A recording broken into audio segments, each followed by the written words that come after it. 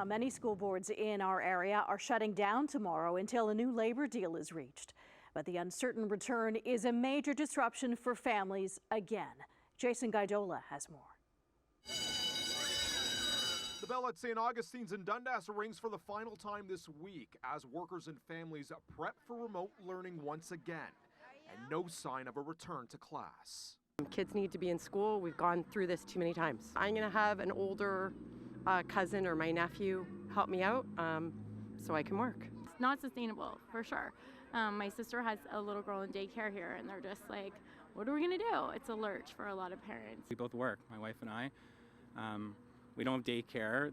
I'm going to work from home, luckily, and try to get something done while they're at home. At day's end, parents will wait to greet their children and were given envelopes with homework. Some elementary students say they're not looking forward to it.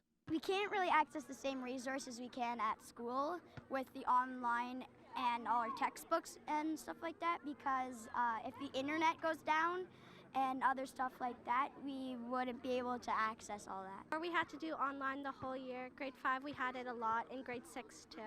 It was really annoying and it was very difficult to learn because I'd always get distracted by what's in my room. As CUPE workers are set to hit the picket line indefinitely starting tomorrow, Catholic boards in Hamilton, Halton, and Niagara are shutting its schools' doors.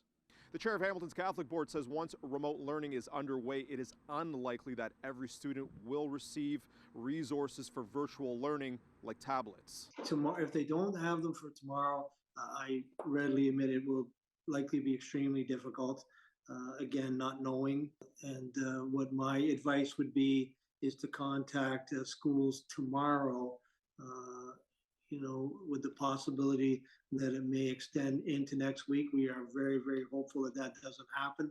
Hamilton Catholic Chair Pat Daly says roughly 1,100 workers are in position to walk off the job, prompting its closure without staff members like educational assistants, early childhood workers, and administration. We know that it causes a great deal of inconvenience for families and staff and students, but we just could not compromise student safety.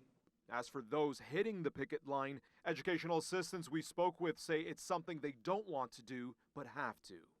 And instead of having one child, where back in the day we had one child, now they've saddled us with 3 or 4. We can't afford. I work 2 jobs to try and maintain my family, and it's just impossible to keep it up. Niagara's public schools will close as well, but Halton and Hamilton's public schools will remain open tomorrow. Also tonight, other unions say they plan to show support for CUPE.